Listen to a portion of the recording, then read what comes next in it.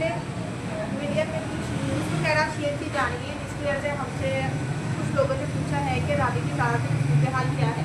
तो आपको ताज़ा सूरत हाल से आगाह करते जाएँ कि अभी फ़िलहाल रावी में सिर्फ शेराकोट का एक इलाका है जो कि शेख में वाक़या है, और वहाँ पर आम हालात में भी अगर रावी में थोड़ा सा ज़्यादा पानी आ जाए तो उस इलाके में पानी आ जाता है। सिर्फ शेराकोट का इलाका है जहाँ पर 3-3 फुट पानी आया है।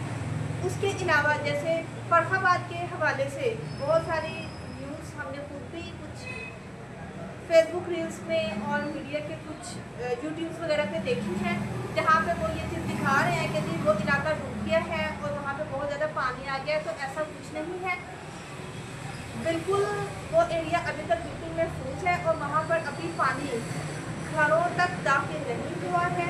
ठीक है, तो आप लोग प्लीज़ पैनिक मत हो।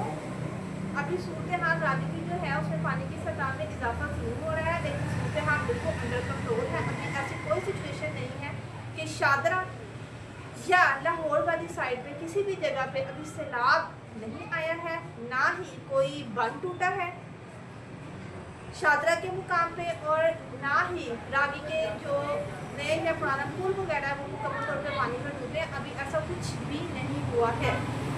अभी सिर्फ शेराकोट का इलाका है जहाँ पर मैंने आपको बताया कि 3 फुट पानी आया है। उसके अलावा कोई भी इलाका ऐसा नहीं है, और वहाँ पर भी सूरत हाल अंडर कंट्रोल है। वो एरिया क्योंकि अगर शेर में वाक़ है तो वहाँ पर पानी आ जाता होगा। कि जैसे आपने उसे कहा है कि आप लोग मुस्तंद मीडिया चैनल्स के साथ अपडेट रहें, और इलाके में आप लोग डायरेक्टली भी अप टू डेट रह सकते हैं। अगर आप रावी के करीब किसी जगह पे मुकीम हैं तो आप खुद सूरत हाल का जायज़ा ले सकते हैं, बजाय इसके कि आप इधर उधर की न्यूज़ के ज़रिए एकदम से परेशान हो जाएं।